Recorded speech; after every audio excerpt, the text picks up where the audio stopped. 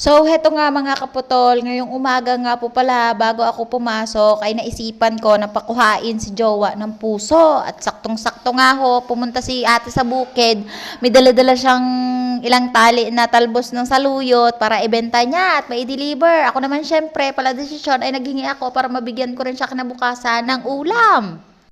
Dahil nga hindi ko kayang balat-balatan at hindi ko kayang hiwa-hiwain itong tinadtad na puso na aming uulamin na bulang lang ay pinahiwa ko na nga at pinatadtad ko kay Jowa. Siyempre, siya yung may kangway. Alam nga naman din niya gawin. Siyempre, ako na nga lang yung tagaluto dito sa bahay. Siya na siyempre sa gawa. Alam nga naman, siya yung kompleto. Pagkatapos niya nga mahiwa-hiwa at matadtad itong si puso ay ito na nga yung gagawin namin. Habang nagpipiga nga siya mga kapotol ng puso na ito na natadtad at syempre pinipigaan yun sa may asin ay ako naman ay nag-umpisa na rin maghimay ng saluyot na napakatangkad. Sobrang taba din talaga kasi ng saluyot na galing sa bukid kasi nga sagana siya sa mga tubig. Itong saluyot na to mga kaputol ay nakuha nga ito sa bukid. Tandang-tanda nyo pa yung mga vlog ko dati na nanguha ng saluyot. Aba, syempre lumaki na rin.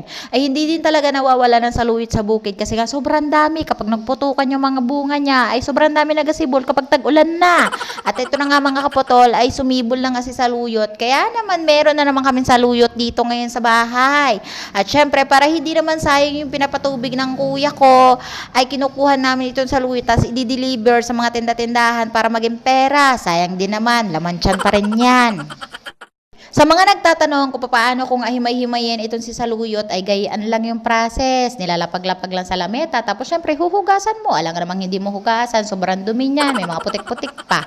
Pagkatapos kong maimpon si saluyot ay hinanda ko na nga itong si kaldero at si natadtad na puso. Siyempre, huhugasan mo muna si kaldero bago mo ibabad si puso. Alangan namang hindi mo hugasan si kaldero bago mo isalang. Huy, dugyot yarn. Isinabay-sabay ko na lang rin pala itong si puso para nga isang kuluan na laang. Tapos nilagyan ko na rin siya ng bagoong, paminta. Huy, paminta, mali iyon. Magic sarap, asin at konting asin. Tapos ilalagay ko na rin laang ito si bagoong para sabay-sabay na siya sa kulo.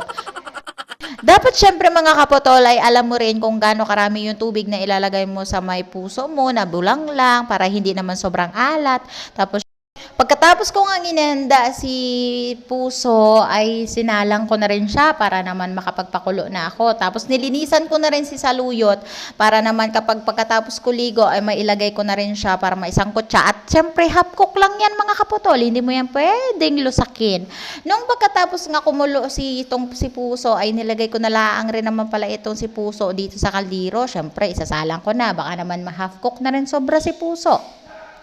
Para bago nga ako maligo, ay okay na lahat. Sasandok na lang at kakain. At pabigyan na rin yung mga kapitbahay na talaga nag-aabang sa mga niluluto ko. At syempre, no other than, ito talaga yung magiging baon ko ngayong umaga para sa tanghalian ko mamayang tanghali. Pagkatapos mo nga ilagay mga kapotol, si saluyot na yan, ay mag-aantay ka lang ng mga 5 minutes. Tapos pwede mo na siyang kunin, pwede na siyang kainin or ulamin.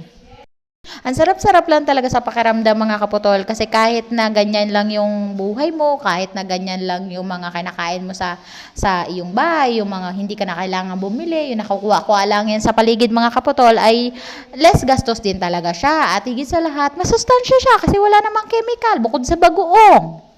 Mas masarap pa sana ito mga kaputol kapag may piniritong isda, may karne na pinirito. So, hindi natin afford yun mga kaputol kasi nga bigla-bigla na rin tayo nagaluto at walang-wala din talaga tayo.